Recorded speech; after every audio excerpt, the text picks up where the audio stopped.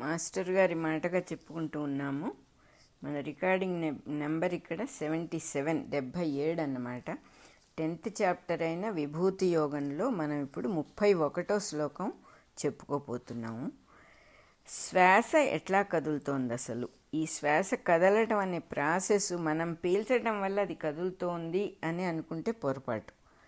అది లోపల ఒక బ్యాక్గ్రౌండ్ అనేది ఈ సిస్టమ్కి మొత్తానికి దానికి పేరు దేవుడు అని పెట్టుకున్నారు. దేవుడు అనే బ్యాక్గ్రౌండ్ ఉన్నందువల్లనే జరుగుతుంది కదలిక అనేది. జీవుడు ఒకవేళ మనమే గనక శ్వాస పీల్చడానికి రెస్పాన్సిబుల్ కనుక అయితే మరి బాడీ వదిలేస్తాం కదా, చనిపోయినప్పుడు ఇంకా కదలదు కదా. శ్వాస కదలమన్నా కూడా ఒక గురువు గారిని శిష్యుడు అడిగట, మనమే పీలుస్తున్నాం కదా శ్వాస అంతా, దేవుడు దేవుడు అని మీరు ఎందుకు చెబుతున్నారు గురువు గారు, చూడండి అని నేనే పీలుస్తున్నాను అన్నట్ట. అవునా, నువ్వే పీలుస్తున్నావా? మరి మీ నాన్నగారు ఆయనే పీల్చేవాడా అన్నట్ట ఈయన. అవును పీల్చేవాడు. మీ నాన్నగారు ఇప్పుడు ఉన్నారా? లేరండి. మరి మీ తాతగారు ఆయనే పీల్చేవారా? అవునండి, మా తాతగారు కూడా ఆయనే పీల్చేవారు అన్నట్టు. అలా అయితే మరి చివరిగా ఎందుకు వదిలేసి ఊరుకున్నాడు పీల్చకుండా? మీ తాత అలాగే చేశాడు, మీ నాన్నగారు అలాగే చేశారు. ఎందువల్ల చివరి నుంచి చివరి శ్వాస వదిలేసి మళ్ళీ పీల్చకుండా ఉన్నాడంటావు అని అడిగాడు. అడగంగానే అప్పుడు శిష్యుడికి కొంచెం వెలుగు వెలిగింది. ఎందుకు చెప్పాల్సి వచ్చిందంటే ఇది దేహం చివరి శ్వాస విడిచిన తర్వాత ఇంకా కదలదు. అది ఆ శ్వాస వల్ల ఈ దేహమే కనుక శ్వాస చేస్తూ ఉన్నట్టయితే మళ్ళీ కూడా శ్వాస తీసుకోవచ్చు కదా, లేదన్నమాట. శ్వాస జరపబడుతూ ఉన్నది, దేహం నిలిచి ఉన్నది. దేహం పడిపోయిన తర్వాత ఇంకా శ్వాస కదలదు అని అర్థం. కదలిక అనేది ఏమిటో ఇక్కడ బాగా చెబుతున్నారు. చైతన్యం యొక్క స్వరూపం. కదలటం అంటే మనకు కూడా తెలుసు. చచ్చిన వస్తువు ఏదైనా మనిషి కానీ జంతువు కానీ కదలకుండా పడి ఉంటుంది.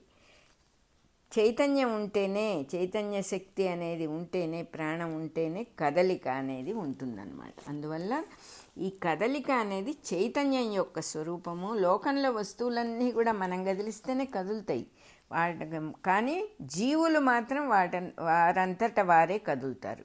పురుగులు కానివ్వండి, ఎంత శక్తి ఉంటుందో ఒక్కొక్క పురుగు ఎట్లా తోక దులుపుకుంటూ పోయేవి, కొన్ని ఎగురుకుంటూ ఇంచువామంటాం ఎగురుకుంటూ పోయేవి, కొన్ని తమాషా గమనాలు, వాటికి రకరకాల చలనాలు, అద్భుతంగా అయిన సృష్టిలో వాటంతటా మనుషులు కదులుతారు, వాళ్ళంతట వాళ్ళే, జంతువులు వాటంతట అవే కదులుతాయి.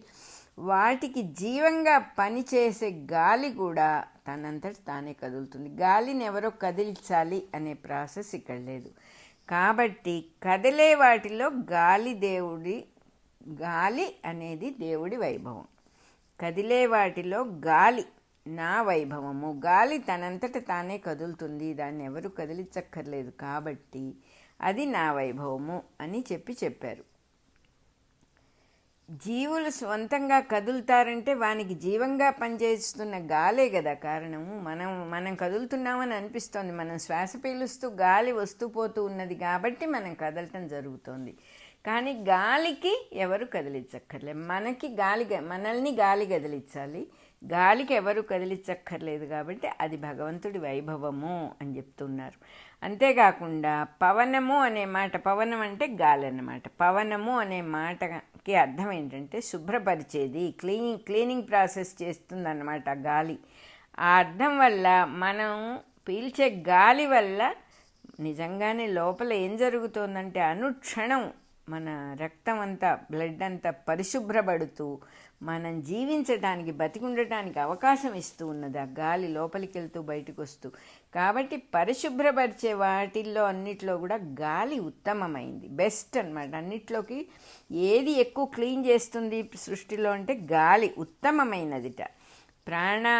ప్రాణాయామము, అందులో ఉన్న స్కిల్ గనక తెలుసుకొని చక్కగా క్రమబద్ధంగా గాలి పీల్చటం మనం అలవాటు చేసుకుంటే, అంటే ఒక గాలిని లోపలికి బయటికి వదలటం అనే ప్రాసెస్ జరుగుతూ ఉన్నా కూడా దాన్ని మన మనస్సుతో కలిపి సమానంగా పీల్చటం, వదలటం అభ్యాసం చేయటమే ప్రాణాయామం.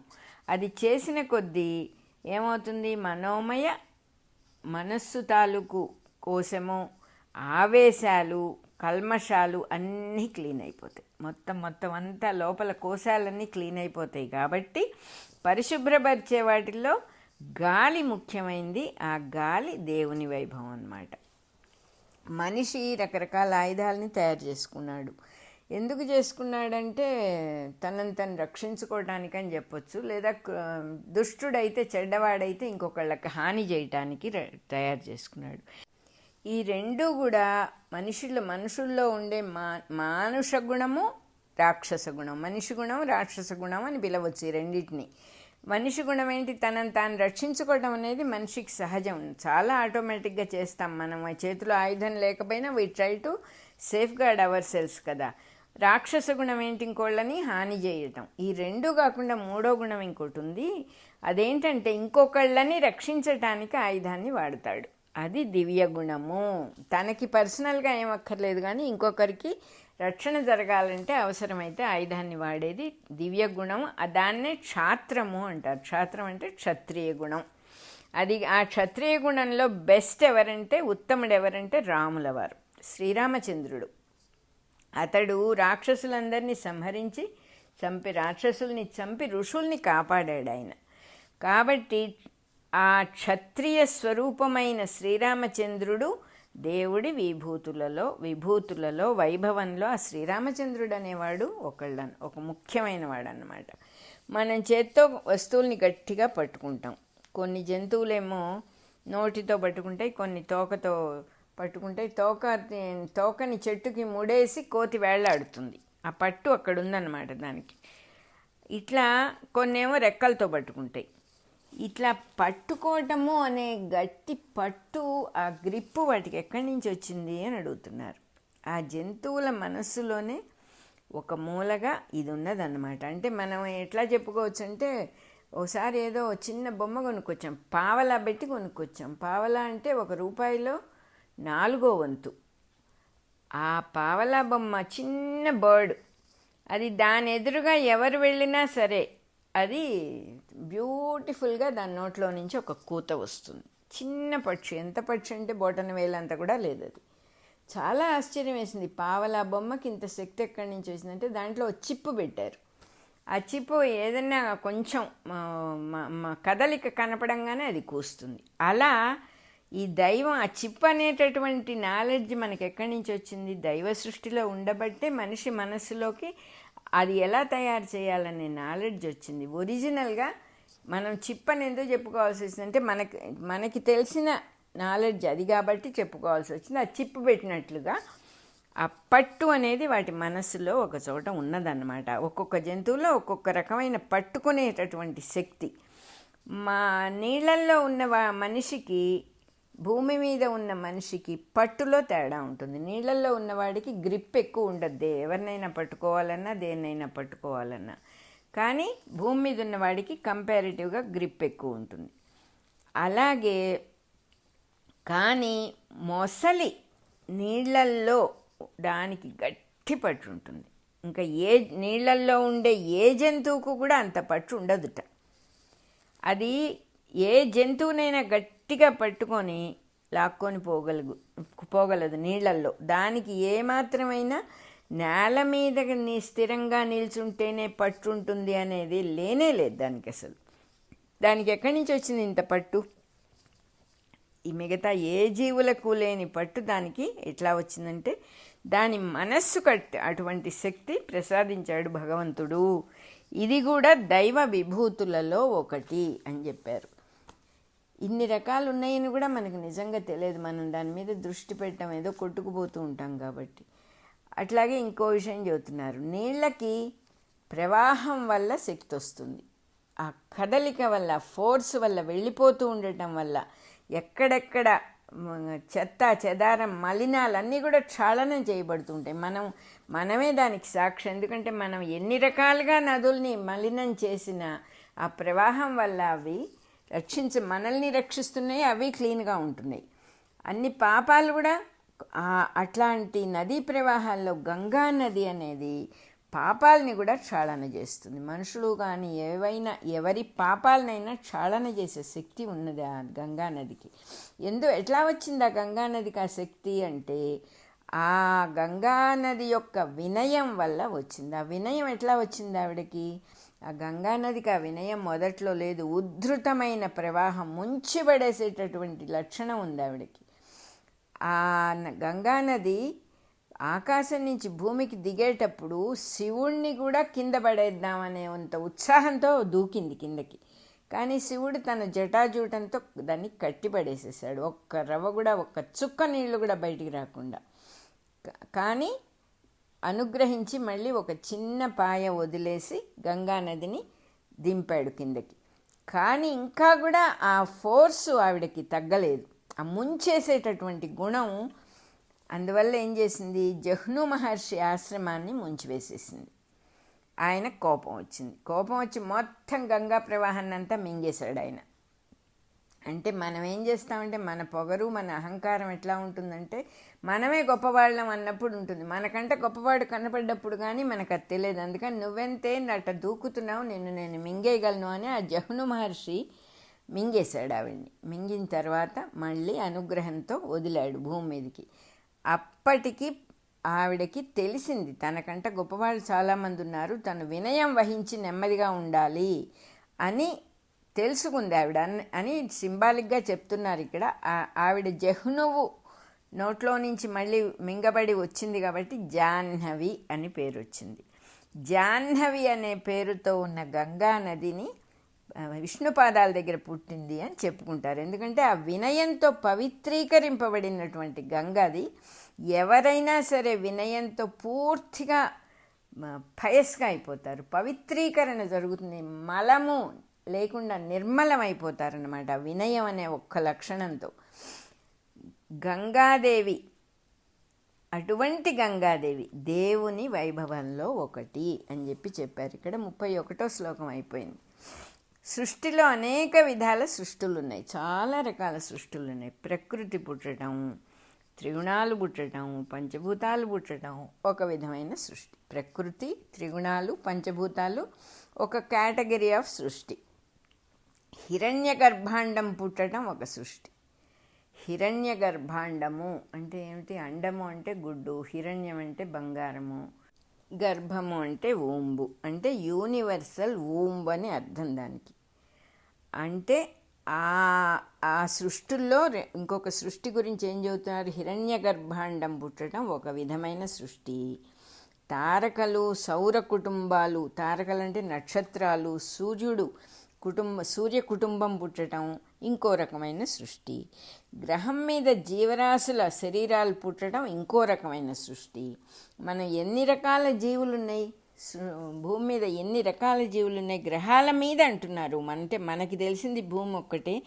గ్రహాల మీద జీవరాశుల శరీరాలు పుట్టడం ఇంకో రకమైన సృష్టి. ఇట్లా లక్షల కొలది సృష్టి విధానాలు ఉన్నాయి. ఇన్నిటికీ ఒక్కొక్క ప్రారంభం, ఒక్కొక్క అంతం. ఈ సృష్టి అనేది రావటము అనే గుణం గనక ఉంటే పోవటము అనే గుణం కూడా తప్పకుండా ఉంటుంది. ఈ సృష్టికి ఆ గుణం ఉన్నదన్నమాట. మొదలు చివర, ఈ మొదలుకి చివరికి మధ్యలో ఉన్నదే జీవితం అసలు మనకి. కానీ మొదలుకి చివరికి మధ్యలో ఉన్నది లోకువ. న్యాయంగా నే పుట్టకపోతే నువ్వేం చేస్తావు అంటుంది ఆ మొదలు. నేను నిన్ను మింగేస్తాను, నేను ఇంక నుంచి లేను, నీ వైభవం ఏమిటో చూపించు అంటుంది చివర. అది ఆ రెండిటికి మొదలు చివర అనబడే వాటికి ఆ మధ్యలో ఉన్న సృష్టులన్నీ కూడా లోకువ అని తమాషాగా చెబుతున్నారు. ఇక్కడ ఆది అంతము అనే అనబడేవే దేవుడి సృష్టి దేవుడి వైభవాల్లో ఒకటి. ఆది అంతము, మొదలు చివర అనే సృష్టి దైవ వైభవాల్లో, దేవ విభూతుల్లో ఒకటి. ఈ రెండిటి నడుమనే సమస్తం ఉంటుంది కదా. పుట్టినప్పటి నుంచి గడిచే జీవితమే, ఆ మధ్యలో ఉన్న జీవితంలోనే సమస్తం ఉంటుంది. కాబట్టి ఆద్యంతములు మధ్యము అన్నీ కూడా అంతర్యామి వైభవమే అని చెప్పారు ఇక్కడ. విద్యలు అంటే తెలుసుకొనవలసినవి. విద్ అంటే అర్థం తెలియుట. మనస్సుకి తెలుసుకునే లక్షణం ఉంది కాబట్టి మానవ మనస్సు విద్యలని కల్పించుకున్నది. ఏవేవో తెలుసుకోవాలి. ఇట్లా కల్పించుకోవటంలో అనేక విద్యలు పుట్టినాయి. ప్రతి విద్య ఒక్కొక్క చోట ఆగిపోతూ ఉంటుంది. కానీ ఇన్ని విద్యలకు మూలము తెలుసుకోవటానికి ప్రయత్నిస్తున్న తానే కదా. ఎవరు నేను లేకపోతే నేను తెలుసుకునే విద్యతో ఏం ఉపయోగం, నేను కదా దాన్ని తెలుసుకుంటూ ఉన్నది. ఈ నేనే సర్వాంతర్యామి అని తెలుసుకోవటం మహావిద్య. తేలికగా మనల్ని అంతర్యామి తత్వంలోకి పట్టుకెళ్ళిపోతున్నారు. ఈ విద్య నేర్చుకుంటున్న వాడిని నేనే కదా ఇక్కడ ముఖ్యము, నేనే కదా సర్వాంతర్యామిని అని తెలుసుకోవటం మహావిద్యట. దానిలో మిగిలిన విద్యలన్నీ కూడా ఎన్నో ఉన్నాయి. ఎన్ని రకాల కోర్సులో ఎన్ని రకాల చదువులు వచ్చినాయి. విపరీతంగా చదువులన్నీ విద్యలు కావని చెప్పారు మాస్టర్ గారు. విద్య అనేది తనని తాను తెలుసుకునే దోవలోకి తీసుకెళ్లేదే విద్య. తానే సర్వాంతర్యామని తెలియబడేదే మహావిద్య. అన్ని విద్యలు కూడా సముద్రంలో నదుల్లాగా ఈ మహావిద్యలో కలిసిపోతాయి అంటున్నారు. అన్ని విద్యలకు పరమావధి అంటే గమ్యం ఏమిటి, what is the final destination అంటే తానెవరో తెలుసుకోవటము, తానే ఉన్నది అని తెలుసుకోవటము. దాన్ని పొందిన వాడికి ఏ విద్య అయినా సరే లొంగుతుంది. ఇంకా వాడికి తెలియని విద్య అంటూ ఉండదు. వాడు ఎక్కడ దృష్టి పెడితే ఆ విద్య వాడికి అర్థమైపోతుంది. దాన్నే ఆధ్యాత్మ విద్య అంటారు. ఆధ్యాత్మ విద్య అనేది ఆత్మ అంటే తాను, దానిని అధిష్ఠించి ఉన్నది, తనను అధిష్ఠించి ఉన్న విద్య కాబట్టి ఆధ్యాత్మ విద్య అని వచ్చింది దాని పేరు. విద్యలన్నింటిలో అదొక్కటే దైవ వైభవ స్వరూపమైన విద్య. తనని తాను తెలుసుకునే ఆధ్యాత్మ విద్య ఒక్కటే దైవ వైభవము, దేవుడి వైభవము, విభూతి స్వరూపమైన విద్య. ఒక్కొక్కడు ఒక్కో విషయాన్ని గురించి వాదిస్తాడు. ఒక్కొక్కడు తన నమ్మకాల గురించి వాదిస్తాడు, ఒకడు తన కోరికల గురించి వాదిస్తాడు, ఒకడు తనకి ఇష్టమైన వస్తువుల గురించి వాదిస్తాడు, ఇంకోడు తనకేది నిజం అనిపించిందో దాని గురించి గుద్ది వాదిస్తాడు. ఎవడు దేనిని గురించి వాదించునో వాడెక్కడ నుంచి బయలుదేరినా కూడా అంతర్యామిని చేరటానికి ఆ వాదన ద్వారా వాడు అంతర్యామిని చేరే ప్రయాణంలోనే ఉన్నాడు అని చెప్తున్నారు. వాదిస్తూ ఉన్నది ఎవరు? తానే కదా. ఇన్ని రకాల వాదనలలో వాదించేవాడు ఎవడంటే తానే. వాదన నుంచి బయలుదేరి వాదిస్తున్న తన వద్దకు చేరుకుని అందులో ఉన్న తనను తెలుసుకొని ఈ మొత్తం తానే అని దర్శిస్తాడు. కాబట్టి వాదించు వారిలో వాదించు శక్తి దేవుని వైభవము అన్నారు.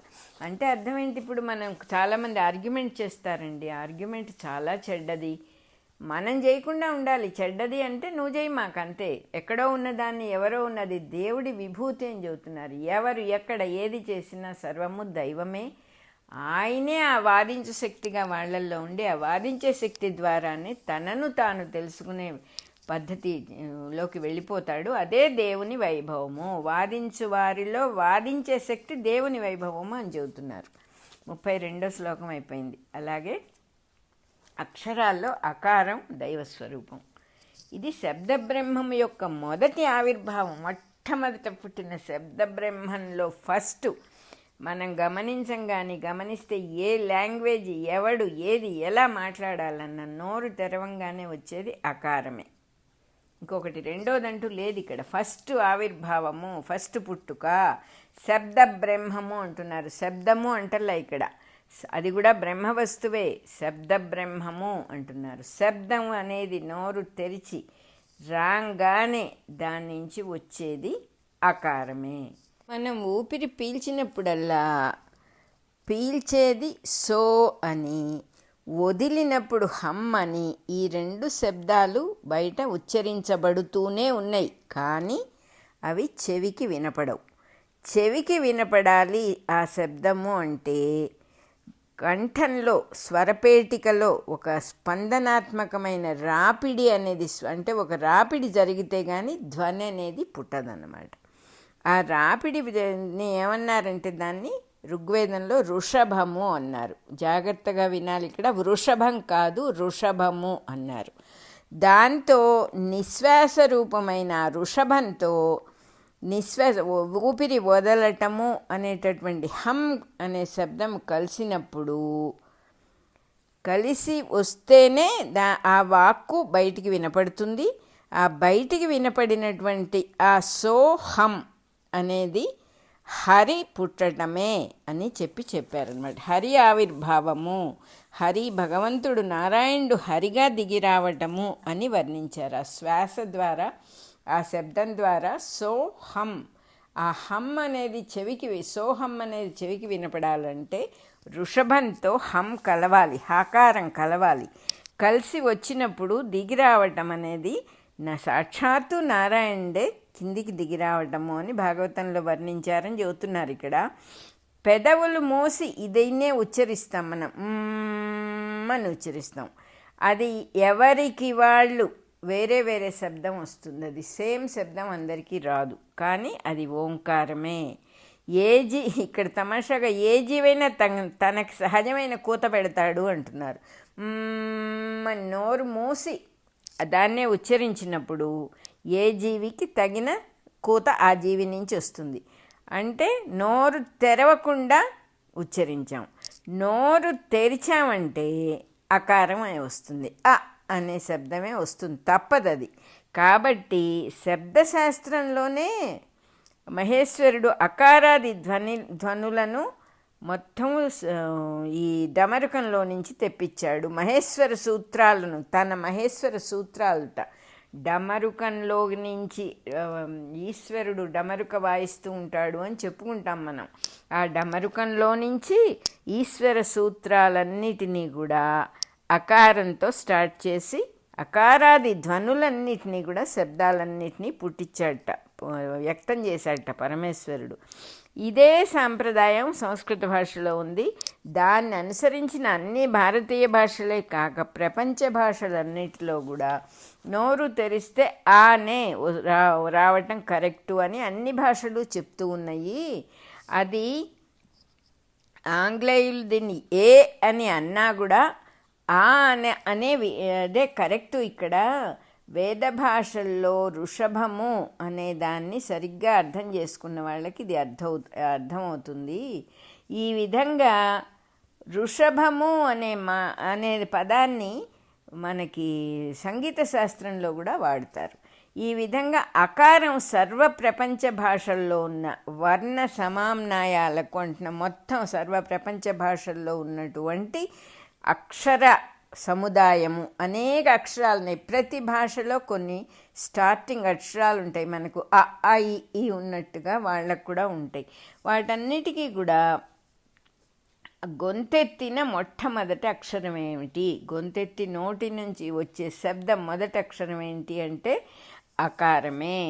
అకారము అనేది స్థితికారకం కాబట్టి అకారార్థ విష్ణు అని సూత్రము మంత్రశాస్త్రంలో ఉందిట. ఈ రకంగా విష్ణుని పరంగా చెప్పారుట దీన్ని. కాబట్టి అక్షరాల్లో తాను అకారము అని కృష్ణ పరమాత్మ చెప్పారన్నమాట. ఇంకా ఏం చెబుతున్నారంటే వ్యాకరణము అంటే గ్రామర్ అనేది వేద సాంప్రదాయంలో గ్రామర్ని ఏమంటారంటే సృష్టికి ఒక రూపం పెట్టాలి, ఒక రూపం కల్పించాలి అంటే ఒక వాక్యము సృష్టి ఒకటే అని చెప్పారట.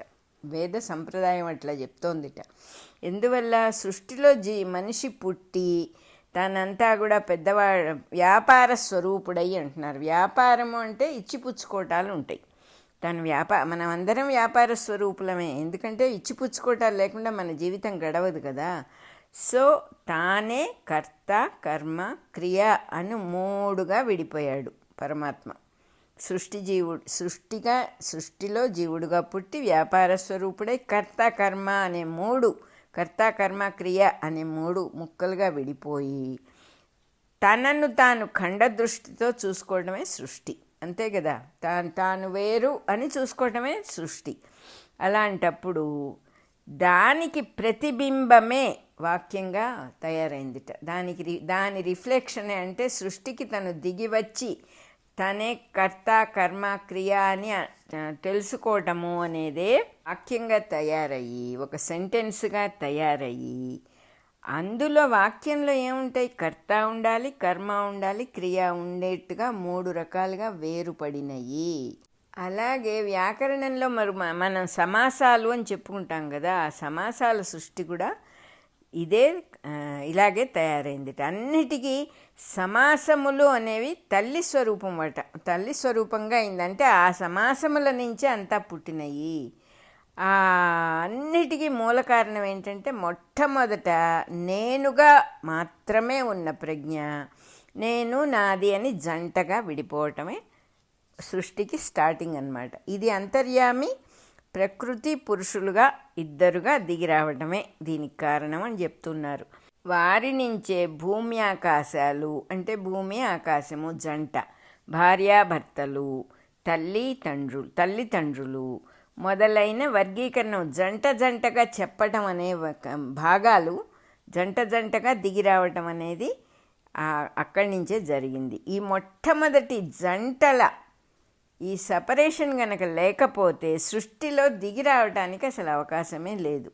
దీన్ని బట్టే సమాసాల్లో ద్వంద్వ సమాసము అనేది అంటే రెండుగా వచ్చినదే ముఖ్యము, ప్రాధాన్యము, ముఖ్యమైంది అని దాన్ని స్పెషల్ చేశారన్నమాట. కాబట్టే తాను సమాసములలో నేను ద్వంద్వమును అని కృష్ణుడు పలికెను. మనకి దీని ద్వారా ఎంత బాగా చెప్తూ ఉన్నారంటే ఎక్కడ మనం దేవుడు ఇక్కడ మాత్రం లేడు, ఆర్గ్యుమెంట్లో తానే ఉన్నట్ట, గ్రామర్గా తానే ఉన్నట్ట, భూమి ఆకాశాలుగా తానే ఉన్నట్ట, తల్లిదండ్రులుగా తానే ఉన్నట్ట, భార్యాభర్తలుగా తానే ఉన్నట్ట, సమాసంగా తానే ఉన్నట్ట. ద్వంద్వ సమాసం అనే దాంట్లో ముఖ్యమైనది నా వైభవము అదే అని చెప్పారు ఇక్కడ కృష్ణ పరమాత్మ. తెలుసుకునే వాళ్ళకి ఈ చక్కగా ఒక మంచి పళ్ళెంలో, బంగారు పళ్ళెంలో పెట్టి విషయాన్నంతా అందిస్తున్నారు. తెలుసుకోవటమే మన అదృష్టం. ఆ పరమాత్మ అనుగ్రహంతో దీన్ని బాగా వివరంగా తెలుసుకుని ఆ ముక్తి పొందే మార్గం అంతా కూడా ఇచ్చేశారు. ఇక్కడ ముక్తి పొందే ఉన్నాము, ముక్తి పొందలేదు, బంధంలో ఉన్నామని మనకు ఆ భావన, ఆ భావన పోవటమే ఇక్కడ, ఇంకా అంతకంటే ఏమక్కర్లే. ఆ భగవంతుడి దయ వల్ల అన్నీ చక్కగా జరుగుతాయి.